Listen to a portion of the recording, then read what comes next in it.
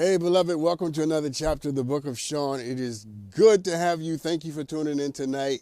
I'm excited about what we're going to do. We got a lot of ground to cover, there's a lot going on in the world. My brother Thornell Jones is here. Can't wait to talk to him. Life is triggering all by itself. You know what I'm saying? You wake up in the morning and you're like, how old am I? Well, Thornell had that experience. Right? But he looks really good for his age. When he comes on, I'm going to tell him that. Like, boy, you look good. Whatever you're doing, I need to start doing it. So we're going to talk to him about his journey, about how, you get to a stage in your life and you start wondering, well, what am I doing? What have I done? Am I proud of what I've done? Should I have done something differently? Well, that's his journey. And I'm believing in knowing, without even knowing him yet, that there's probably more wisdom in him that he realizes. We got a bunch of stuff going on in the world, which I'm gonna start with in a second. And of course, we got some Ask Dr. Sean. We'll do that a little later. But let's do some headlines right now. So apparently, this is for free. This isn't in my headlines. Apparently, Vladimir Putin is invading the Ukraine as we speak. Now, here's what I think about it, all right? Do we get to call this white-on-white crime? I'm just saying. Do we get to call this white-on-white crime? Because the moment a black person attacks another black person or an African country attacks another African country, the first thing they ask is, why do black people so committed to just hurting and fighting each other? So the Russians are attacking the Ukrainians. Do we get to call this white-on-white crime? Was that what World War I or World War II was about? White-on-white crime? Of course not. I don't know where that music is coming from that I hear in my ear. But apparently we're just playing music. Can y'all hear that music? I hear music in my ear. You hear that music? Darnell hears the music. How about we take a break and get rid of the music? We'll be right back.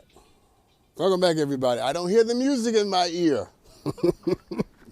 I wasn't going crazy. It was real music playing in my ear. So listen, you guys hear about Uber. So Uber has decided that now you can see as a passenger what rating a driver gives you when you get out the car. You guys heard about this? So I guess you used to be able to see the average score that a driver would give you, but now you can see the actual breakdown of what a driver gives you as soon as you get out of the car. So you can know if you're like a 4, you get 4 stars or 5 stars, or if you're 2 stars. And this is Uber's great contribution to the world, people. Okay? Instead of lowering their prices, Uber has decided that they want you to feel more insecure and anxious about what people think about you as soon as you get out the car. Thank you, Uber. A nation full of insecure people need more anxiety about what rating we get. We already live in a country where people think way too much about what other people think about them, right? Everybody's chasing after a like or a comment. Now we're chasing after a good rating, Why do we care so much about what people think about us? Why do you care about people who don't know you, what they think about you? These people ain't paying your bills. You know what I'm saying? They ain't making your eyes roll up in the back of your head. You know what I'm saying? They're not giving you a paycheck, and now you care about, why do we care so much? Can I be honest with you? I don't give 2 damns about what my Uber driver thinks about me. I don't care what rating my Uber driver. I'm not here for him to like me. Who is he to rate me, by the way? I'm paying him for the service. Who is he to rate me?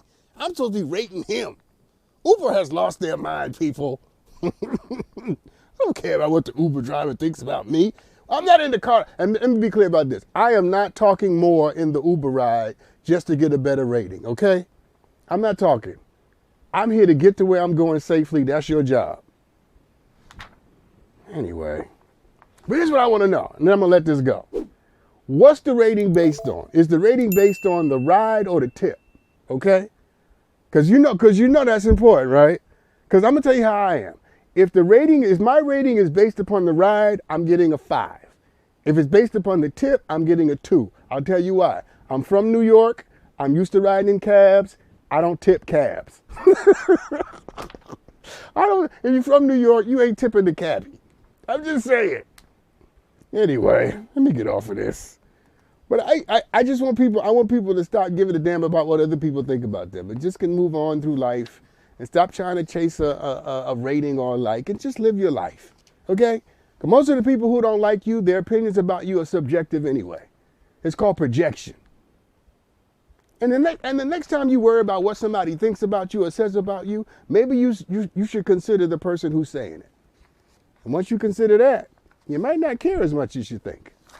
That's what I think about my Uber driver rating me. I don't care. Let me move on. So you guys heard about Kim Porter, the police officer who killed Dante Wright. She was only sentenced to 2 years for killing him. And it's absolutely ridiculous that this woman killed this blessed young man and only received 2 years for killing him. And a lot of people believe that the judge was moved by Kim Porter's tearful apology. And so she cried in the courtroom and did her thing, you know, her white woman thing. And I'm not trying to cast aspersions over all white women, because some white women are obviously great people. But this one in particular, she did her remorseful thing, okay? And while it's good to see people have remorse for making a mistake, it shouldn't be the case that a white woman's tears means more in the courtroom than a black man's life, okay? And you know I'm right. Go ahead and clap or say amen, throw your shoe, because you know I'm right, okay? Her being sorry should not mean more than him being dead. And instead of the judge being moved by her tears, the judge should have been outraged by Dante's death. That should have been the natural order of things. You see, when you kill somebody, having remorse is the least of what you should do. It's not a moral achievement to have remorse for killing someone. That is literally the minimum requirement of your humanity. We treat the fact that she cried like she accomplished something. The least she could do is cry because she killed somebody who didn't deserve to die. There's a long history of white women using emotion to manipulate the criminal justice system to avoid accountability. And we see it all the time on social media, right? The Karens everywhere. White women crying because they're so scared and they're so vulnerable. But white folks' fragility is a fiction. It's craziness. It's not real. It's not rooted in anything. And let me just say it very clearly. Kim Porter was not the victim. She was the murderer. How we gonna care more about the murderer's tears? I'm all for kindness in response to, in response to mistakes. I'm all for kindness. But kindness in the face of manipulation is not the right response. When people are trying to manipulate you, that's not a time for compassion. That's a time for accountability.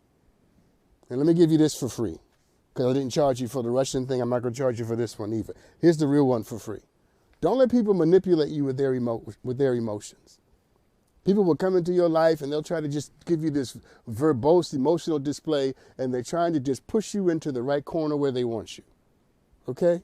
Just because somebody cries about what they did or somebody cries about what happened doesn't change the truth of what went down. Okay, let's move on. Let's talk about Mayor Eric Adams. All right, you guys know that I'm from New York. I'm a New York guy, and Mayor Eric Adams is a mayor of the city of New York. And apparently he has recently pledged to remove more than 1,000 homeless people who shelter regularly on the subways of New York City. Also, the governor of New York also made the announcement with him. And so Mayor Eric Adams has announced clearly there will be a zero tolerance policy for anybody who attempts to sleep, litter, fight, or disrupt on subways. And I know a lot of people are not going to like this because some of y'all are so liberal, so woke, so progressive that I don't think this is a bad thing. I absolutely think that it's decent and in order that the mayor should decide within the powers that are available to him that people should not be able to live, sleep, and disrupt the subways. Okay? I'm from New York, people. I've taken the subways my whole life. My whole life. We never had no car. So I've been on public transportation in New York my whole life. And I think it's a wonderful thing that the mayor is saying that quality of life is an important thing. And let me say this clearly. Y'all looking at me? Look at quality of life issues aren't just about rich white people. Quality of life issues don't just affect rich white people. They also affect working class and poor black and brown people. Because quality of life issues for rich white people are about nuisance. But for black and brown people, it's about anxiety. It's about mental health. if I got to get on the subway and I have to deal with some unexpected situation from somebody who's struggling with some undiagnosed problem, it compounds the anxiety that I got to deal with that I already had to deal with a situation before I left my house. So now I got disruption at home and I got to get on the subway and deal with anxiety because I don't know what person's going to get on here and just start urinating and doing all kinds of crazy stuff. And this is from somebody who took the subway. So I know what I'm talking about. Yeah, I think what the mayor is finally trying to do with this is right. You know, unpredictable situations on subway, it compounds the level of stress, mental stress for working class black and brown people rather. The mental health of a homeless person is important. I'm not trying to deny that, but it's not more important or less important than the mental health of the people who ride next to them. And for those of you who say that Mayor Eric Adams should just let them ride on the subway, let me just say this to you clearly. Letting homeless people ride on the subway is not a solution for homelessness. So how about we take all these great minds we got and we stop trying to create a new app and assign these minds to trying to figure out what we can do in a rich country, in a wealthy country, about the fact that we have hungry kids and homeless people. How about we put some energy into that? Let me do one more before I got to get out of here and take this next break. So finally, you guys hear about Curtis Reeves or Curtin Reeves? You guys hear about him? Curtin Reeves? So finally, after 8 years, mind you, this man right here, Curtis Reeves, he is finally going to trial for killing a man in a movie theater for throwing popcorn on him. Yes, people, he did that. That man right there. That man killed Chad Olson, was texting in the movie theater, and Mr. Reeves, the man that you see right there, didn't like the fact that the white light was interrupting his movie. He confronts Chad, and Chad throws popcorn on Mr. Reeves, and Mr. Reeves pulls out a handgun and shoots Chad in the chest. That's exactly what I just said. Shot Chad in the chest for throwing popcorn on him. Turns out Mr. Reeves, who you just saw in the photo we just took down, Mr. Reeves is also a former police officer, which means that he should know better. He should know that the appropriate response to throwing popcorn should not be to shoot a man in the chest. And yet he did it anyway, because Plato was wrong. Just because people know what the good is doesn't mean that the people are going to do it. I know what people say. Let me tell you, you don't need a PhD in moral philosophy to know, and I'm going to take this break, but you don't need a PhD in moral philosophy to know that it's wrong to shoot another man for throwing popcorn on you. Okay? You don't need a PhD in moral philosophy to know that. People say guns don't kill people. Okay, guns don't kill people, but people with guns kill people. So maybe, since we can't change people, we should give people less guns. You see how that little formulation works? Mr. Reeves is defending himself with the Stand Your Ground law in Texas, the same law that George Zimmerman used when he killed Trayvon Martin and got away with it. Mr. Reeves is trying to make himself a victim. Because that's apparently what white people do when they get caught. Some white people. I'm a victim. I was in fear for my life because this man threw popcorn on me. What's the stand your ground part of this moment? My life was threatened because of the box of popcorn? I mean, the kernels were threatening you? Come on, man. You heard the phrase an eye for an eye? This is an eye for an eyelash. That's what this is. And Mr. Reeves is going to claim that he was the victim. You're not the victim, sir. Just like Kim, you're the murderer. You're the perpetrator. And I'm still trying to figure out, why did it take 8 years for this to go to trial?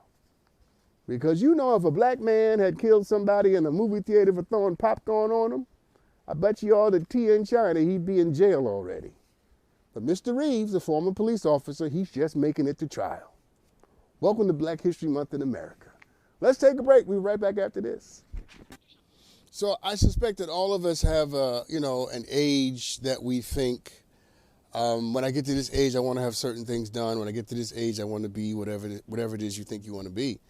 And I'm almost certain that by the time you get there, you're going to get there with some anxiety. Can you imagine what it must feel like to be at whatever age you had in your head, right? Is the age that you want to be a certain thing or have a certain thing done. And then you get there and some of those things aren't done, or some of the things that you wish you should have done or shouldn't have done, all the anxiety of that.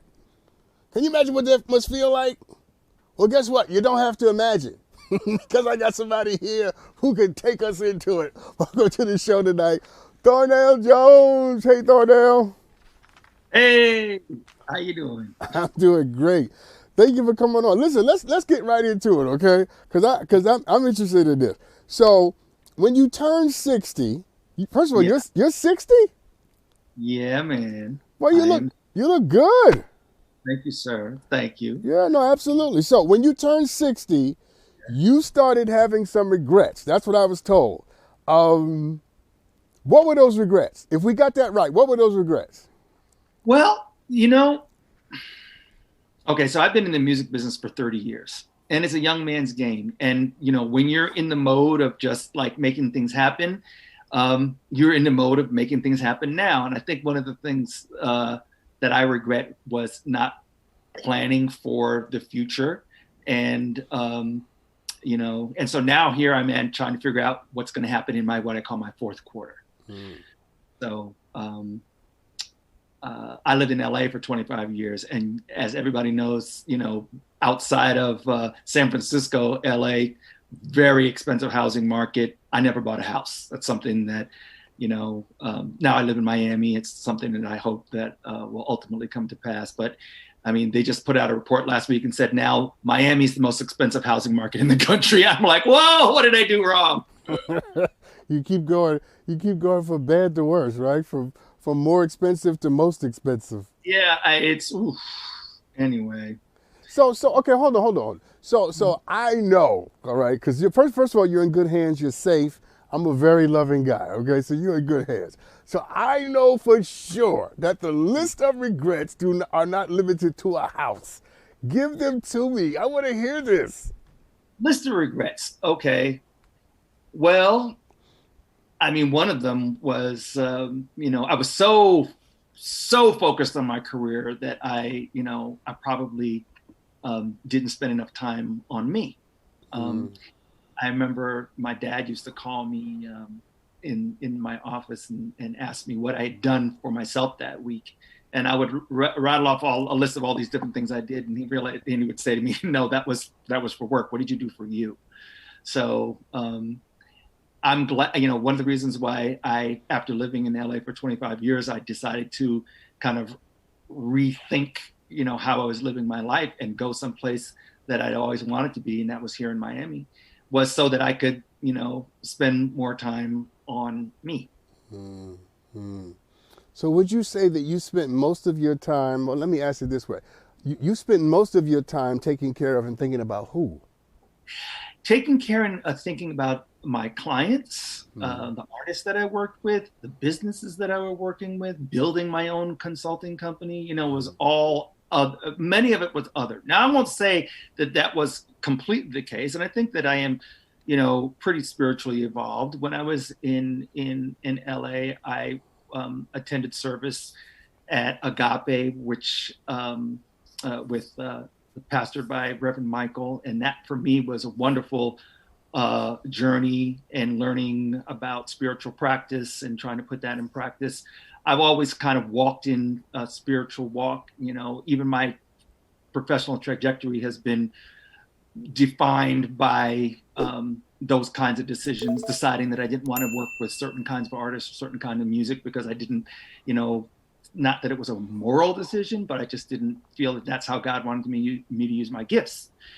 But yeah, the vast majority of my time, if you're working 60, 80 hours a week, and all that effort and energy is focused outwards, then, sometimes, I would say I certainly regret not spending more time doing the things that I wanted to do. Yeah, part of the reason why we wanted to have you on is because you represent a scenario that's connected to what's called milestone ages, right? Yeah. So you turn 20, 25, 30, 35, 45, right? And 60 is one of those milestone ages. So tell me, what was it about turning? First of all, I still can't believe that you're 60, by the way. Because I want to see your birth certificate and your driver's license after the show is over. Send it in. I'm just saying, people, this man does not look 60, okay? If this is the new 60, pump it up, pump it up, pump it up. Okay. All right. But Exactly. tell me, what was it about 60 that sort of had that triggering thing for you? Well, let me go back. I never thought of myself as a late bloomer because when I was coming up in my teens, I was always advanced. Mm. But like I didn't really start my career in entertainment until I was 30. And a lot of people, that was old at that point in time. So on the upside, it was great to surround myself and be surrounded by youthful energy. It kept me young. The music keeps me young. But in terms of milestones, I would have thought that by the time I was 60, that I would have a family, that I would have a home, that that I would be making a decision about not retiring per se, because that's just not in my family DNA. We just kind of work until we fall over. My dad is 85 and is not working, at a job, but is so active in the community and things of that nature. Just super duper active as an 85-year-old. I am active, but I still spend probably far too much of my time focused on other things. That is to say, as I started approaching 60 and started looking back and started rethinking about what it is that I wanted to do, I actually did find a partner and I did get married. So we're here in Miami and we're building life together. And, I guess 3 years is still newlywed, right? Yeah, definitely. Right. Well, first of all, congratulations on that, Thank you. right? Because that's a big deal. It's especially for somebody who was never thinking that they were going to get married. Yeah. Yeah. Yeah, so it's perfect. So what changed? I guess what I'm trying to unearth is what was your moment of awakening? Was it turning 60? I mean, what was the thing that sort of turned your heart, your spirit in a different direction to say, I need to have some different considerations here?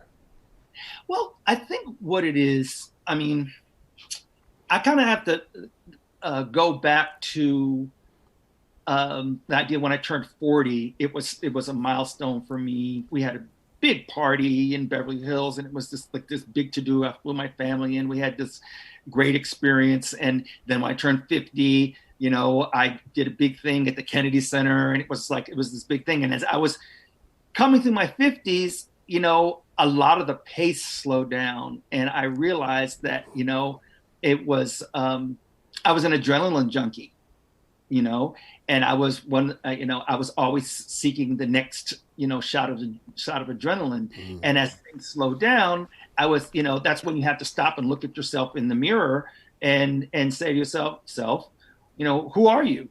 Who are you and who are you trying to be? Mm. I think I've always kind of walked with a certain kind of seriousness or gravitas, although I can be silly as the next man. But I think it was really just slowing down and starting to think about, what does 70 look like?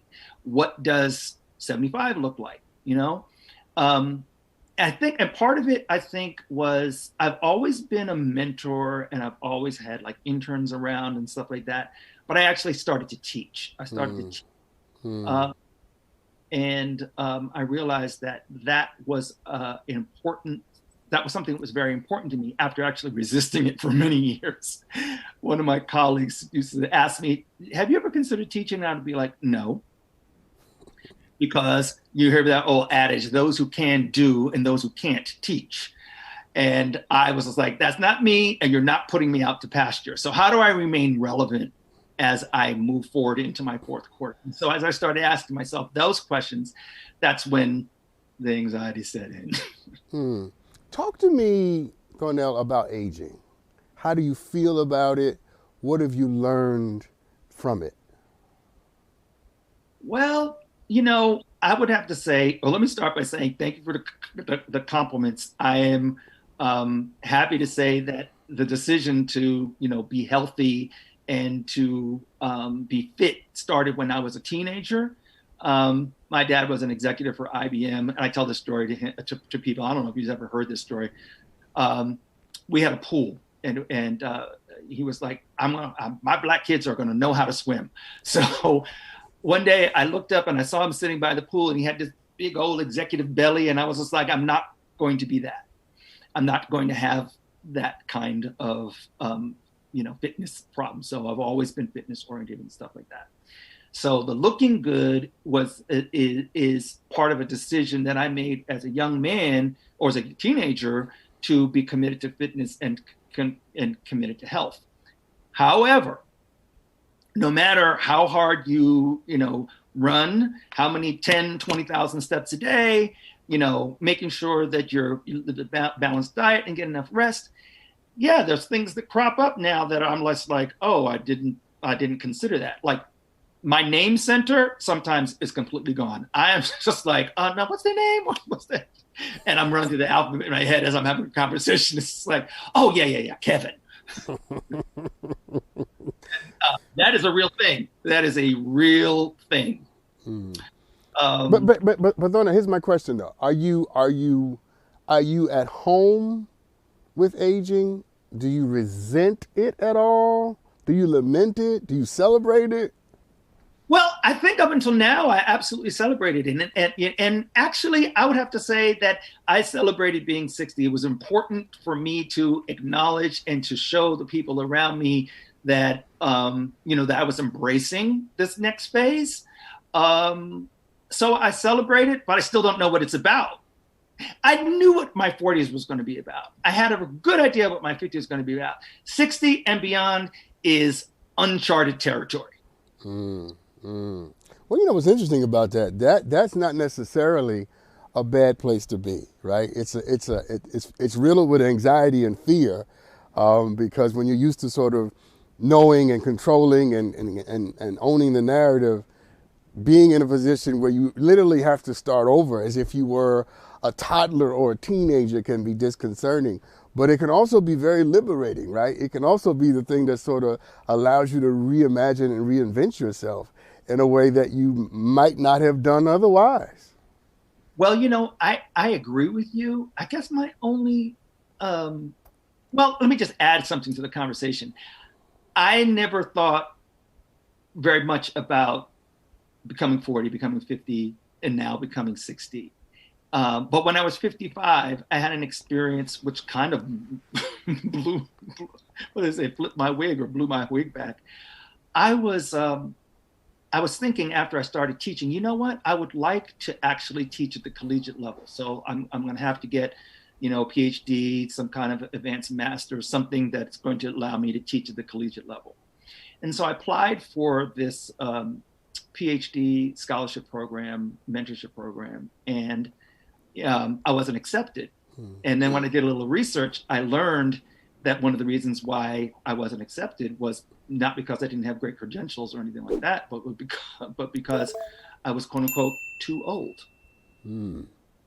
And I was just like, whoa, there's the ageism thing. I wasn't ready for that. Absolutely. And I think it really kind of started to weigh on me. It's like, wow. And I might present a certain way, but when they look at the paper and see that I graduated from college in 1984, are they going to be like, oh no, he's too old, and the paper gets turned over? Yeah. It's again that's the journey, right? And those moments are all, no matter what stage of life you're in. For other people, it's too young. For other people, you're too male. For other people, you're too straight. You're too gay. You're too cis. You're too trans. You're too rich. You're too poor. There's always something somebody's going to try to use, right? To sort of say, no, right. not you. But that's a good point. And I appreciate that. Thank you. Yeah. Okay. But let's change gears for a second, because what I want to do is, tell me about a decision that you made that you are proud of, that you have no regrets about. Wow. Well, okay. So many moons ago, I had a dream of, being an artist myself. And nowadays I would say I was kind of like John Legend. I would sit and play the piano and sing songs. Back in the day, my band in college called me the Blackberry Manilow. But I realized at a certain point that that wasn't my path. My path was going to be something else. Um, I had read a book that said you had to make a decision between being an artist or being an executive, and I just chose to be an executive, and that's worked out really great for me. I had tremendous success as a marketing person uh, in the music world. Done TV production things too, so that's been really great. So all the career stuff, I am absolutely happy that I did, because I started out of college as a systems engineer for IBM. I was in the world of technology. They begged me not to leave, and I was like, nope. I have this dream and something that I need to pursue. And ironically, I even said, look, if you can find a role for me, working, in the world of music and entertainment, then maybe I'll consider staying. It's because computers are going to transform the entertainment industry, and here we are,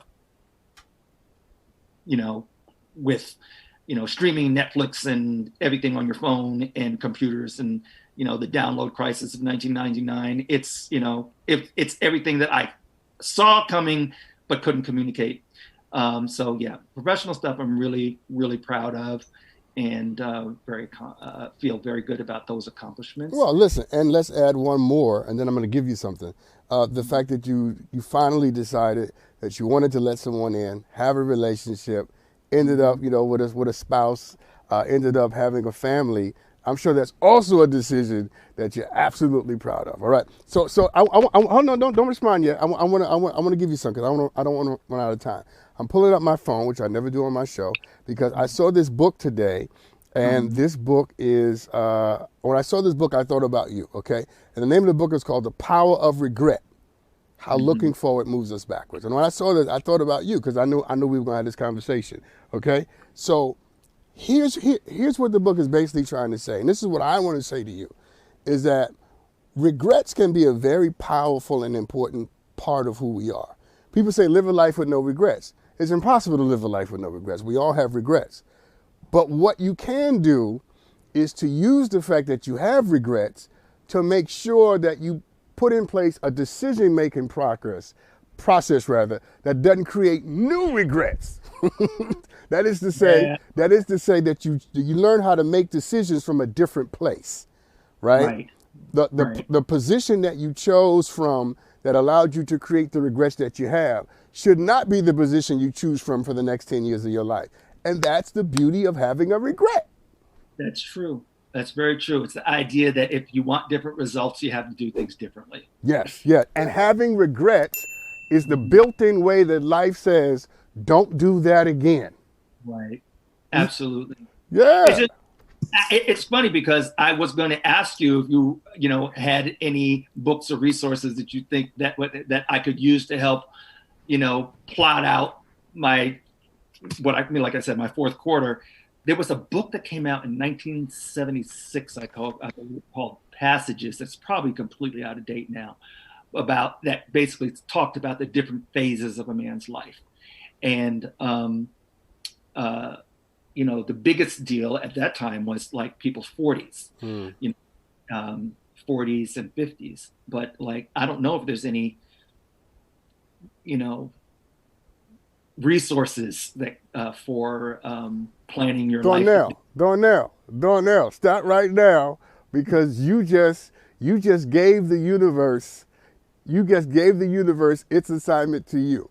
Because the assignment is for you to be that resource, for you to create that resource, right? For you to be the one that sort of tells those of us who are a little younger than you, this is how you do it from 60 to 70. And people need that. We need someone to tell us. That's why I'm so fascinated to talk to you, to tell us, okay, don't do this, do more of this, do less of that, move away from that, move closer to this. And I'm saying to you that your regrets, and then I got to take this break, but your regrets may be the best thing that ever happened to a whole generation of people who get to learn from you.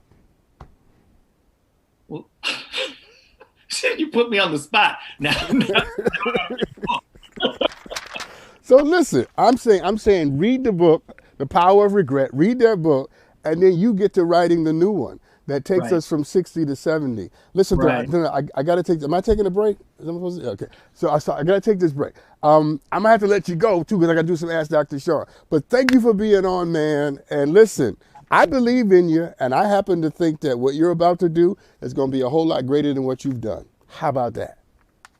I'm claiming that. Yes, sir. Let's take this break. When we come back, I'm going to do some Ask Dr. Sean. Y'all keep Darnell in your prayers. The man looks good, people. I'm just saying. We'll be right back. Welcome back, everybody. Y'all keep Darnell in your prayers, man. I think he might actually mess around and create a great resource and guide for people, you know, in that middle stage between 60 and 70. And for those of you who you're nowhere near 60 and you don't care, let me just give it to you this way. You ain't going to be 20 your whole life. At some point, you're going to get closer to your 30s. And if you're in your 30s, you're going to get closer to your 40s. And we all need to know how you navigate the next stage of the journey. Because the next stage won't be like the last one. And if you're 20-something right now, I promise you your 30s will be different. And if you're 30-something right now, your 40s will be unbelievably different. Okay? So you might want to come off down from your little high horse and pay attention and realize that learning from people who have been doing it for a while might not be a bad thing. Let's do some Ask Dr. Sean now. So let's take a look at the great video somebody sent me. Let's look at it. Hi, Dr. Sean. My name's Danya, and I could really use your advice. Danya. So my husband and I have been together for almost 8 years. We have a beautiful 18-month-old son together. And after 8 years of being together, I mean, every relationship could use a little bit of sprinkle of love and how to spice things up. So I want to know what advice you have for us as far as spicing things up in our relationship. Mr. Break. Please help. Well, that's a great question. All right. All right. I don't get a lot of sex questions, Steve-O. Steve-O's over here today, y'all. Steve-O's over there. I don't get a lot of sex questions, ironically. You think people don't think I know what the hell I'm talking about? I don't know. But this isn't just a sex question. Hey, and monitor what time I'm supposed to take a break, Steve-O, because I have no idea. Because I'll just run my mouth into perpetuity and then we'll both lose our jobs. All right. So let me answer the question. Did you hear what I said?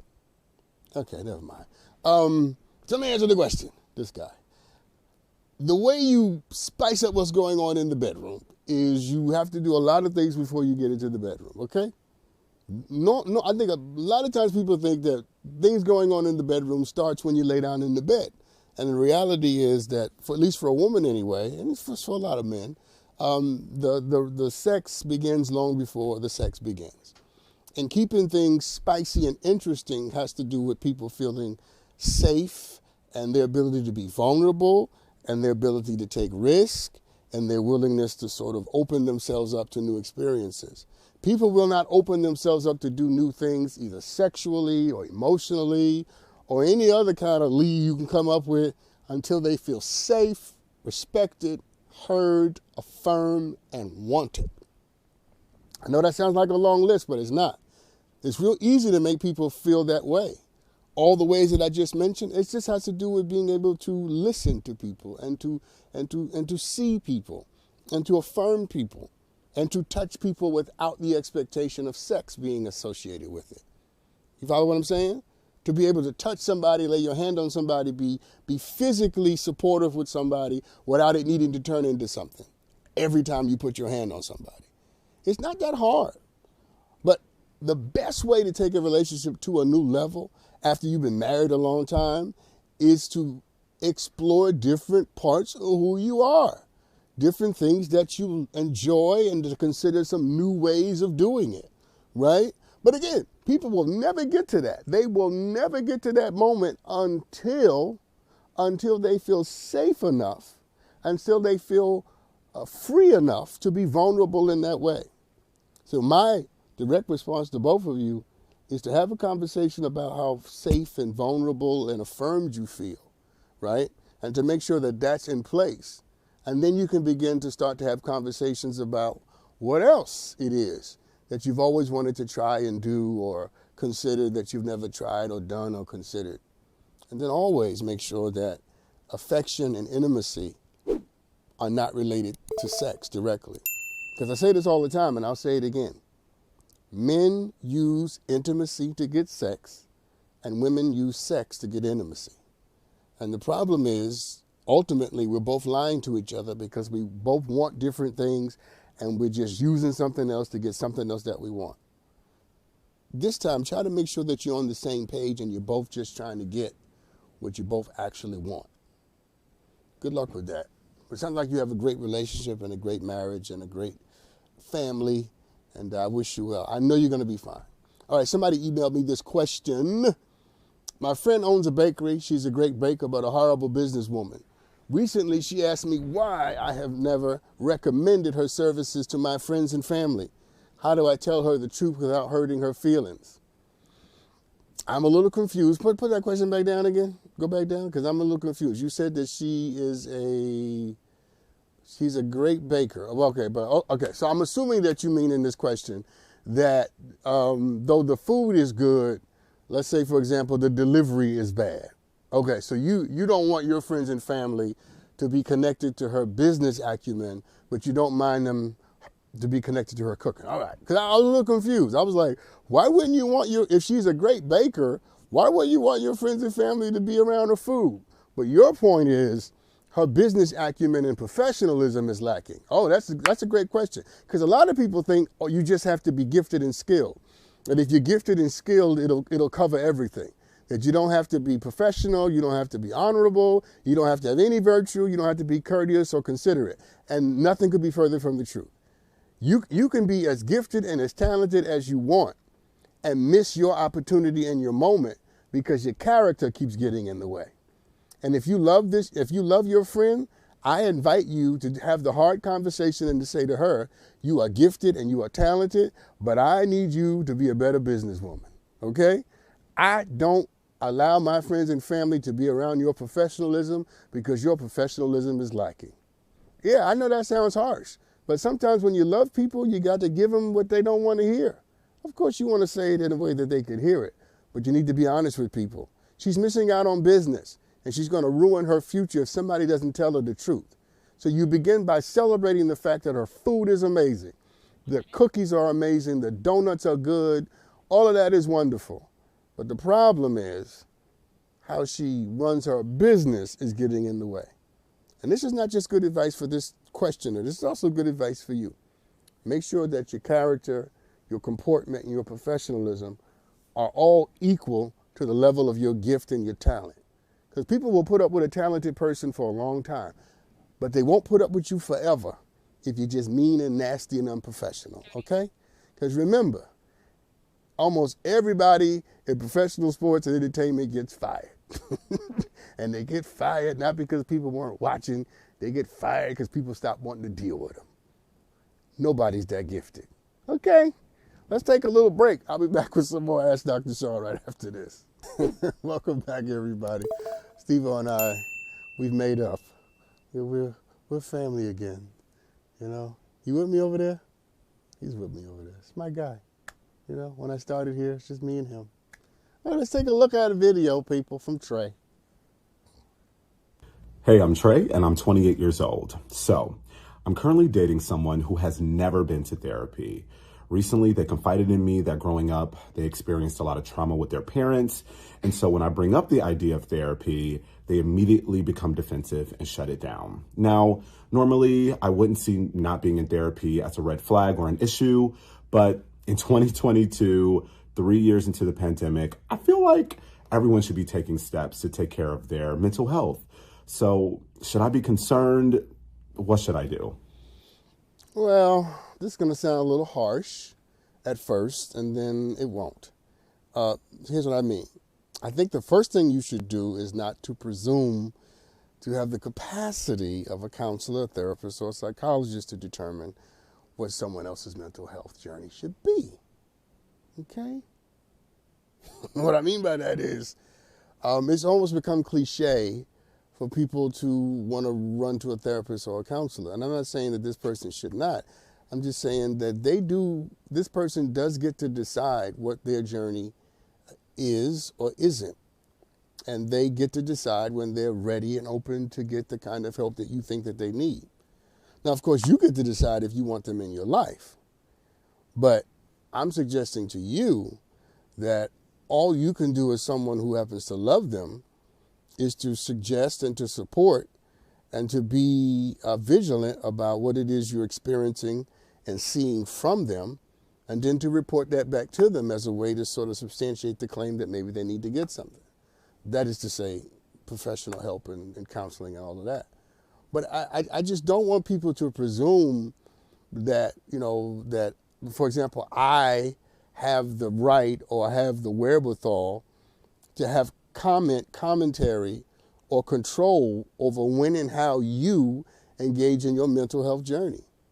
Unless you are a professional, a minister, a counselor, a therapist, a life coach, a psychiatrist, a psychologist, you don't know if a person, is in desperate need of something. And so my point is, don't try to diagnose people, okay? Don't try to diagnose people. What you should simply do is to decide whether or not how they're showing up in your life is adequate to the standards that you need for a relationship, okay? Because if they're not showing up the way you need them to, then you get to make that decision on whether or not you want them around. But whether or not they've had counseling about some trauma that they've had in their past, that's not your call. And quite frankly, you're not qualified to sort of make that call for them or to sort of push them in that direction. You can suggest, of course, because it's always good for people to get counseling and therapy and have help. That's always a good thing. I just don't want people to go crazy with this because people tend to just run amok. And now we think we know that everybody who's had a trauma now has to have these things checked off. Not always true for people. And it's not always true that when you're ready for them to get help, that they're ready for the help that you want them to have. You follow what I'm saying? So I would just be vigilant about how they're manifesting in your relationship and whether or not that's adequate to your standards. I would be vigilant about creating a safe space for them to consider the possibility. But whether or not it's a red flag if they've gone to counseling, I don't know enough. I don't know what the trauma is. I don't know how they're manifesting the trauma. I just know that we need to stop diagnosing people.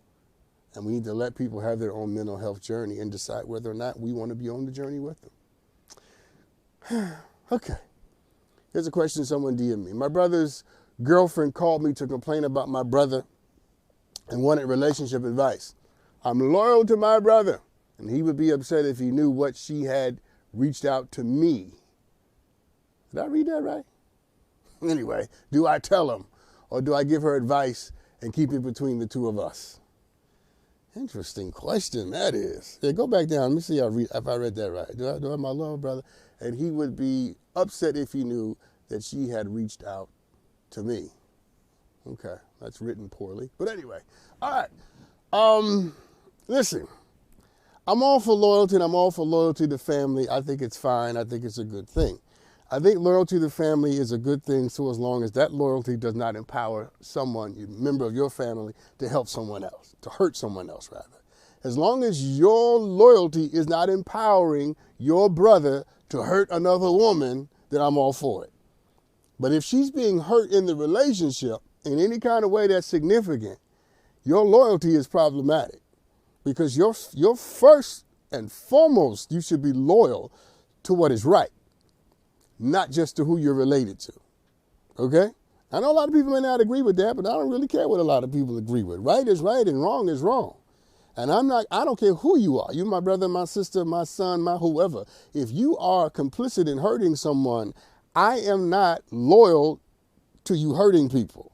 Okay? So either I'm going to have a hard conversation with you, or I'm going to do what it takes to make sure that the person that you're hurting is no longer hurt by you. Where do we get off thinking that it's an honorable form of loyalty to empower people to hurt people? Okay? Now, maybe you're right in the sense that you don't give her advice because you do feel conflicted about this. So maybe you don't give advice. Maybe the best thing for you is for you to send her to a therapist and a counselor, like the question I just answered, to send her to a therapist or a counselor so that she can get professional advice about the relationship that she's in. Maybe that's the best way to go. But I still want to push you on, I understand that you're loyal to your brother. But again, I don't know what your brother's done, and I don't know what the girlfriend has told you about what he's done. But you need to, I'm just saying, loyalty for loyalty's sake ain't loyalty. It becomes manipulation. And be loyal to goodness, to righteousness. Be loyal to that which helps and builds people more than you're loyal to some of the people in your life who don't happen to be doing it. Listen, I would not give the girlfriend advice. I would send her to get advice. And then I would have a conversation based upon what I heard from the girlfriend with my brother. Because you owe it to your brother to make sure that he's manifesting in this relationship and in his life in the best way that he can. Okay? Yes, I cut that right down the middle. Listen, everybody, thank you for watching tonight. Thank you, my dear Brother Jones, for coming on. Darnell, it's good to have you, man. I wish him well in his exciting ventures. I wish you well in all that you're about to do and accomplish. Whatever stage of life you're in, whatever age you are, make sure you are enjoying it. Enjoy it. Do your doggone thing. Y'all be good to each other. I love you.